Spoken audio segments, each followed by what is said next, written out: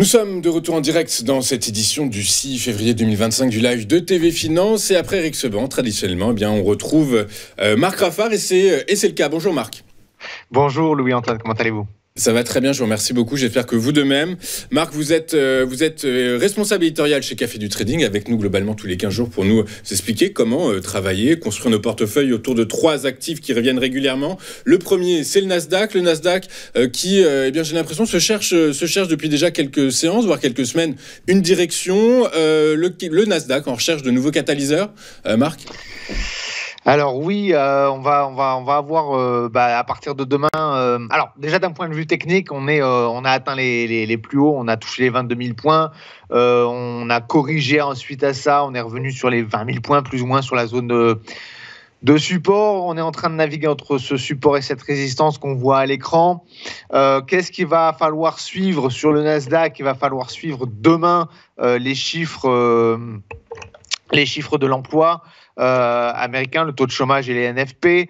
On va aussi suivre, et ça je pense ça va être aussi très important la semaine prochaine, les chiffres sur l'inflation. Vous savez, je l'avais déjà dit la dernière fois, l'inflation aux États-Unis elle remonte.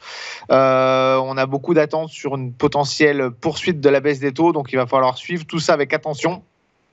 Alors, on a aussi toutes les annonces faites par Donald Trump par rapport aux taxes sur le Mexique. Il s'attaque à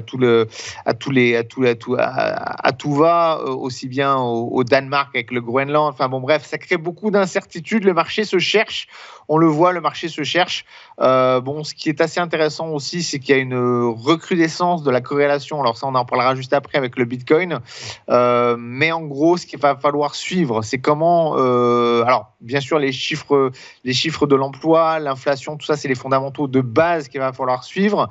Mais aussi, surtout, comment vont se développer les relations commerciales avec la Chine. Ça, c'est parce que pour le moment, il n'en a pas trop parlé. C'est surtout attaqué au Canada, au Mexique. Il a déjà évoqué des taxes. Et d'ailleurs, c'était une bonne nouvelle. On en avait parlé la dernière fois. Mais on va voir comment ça se poursuit. Et ensuite, bien sûr, les taux et l'inflation. Ça va être les market movers, je pense, dans ce début de mois de février.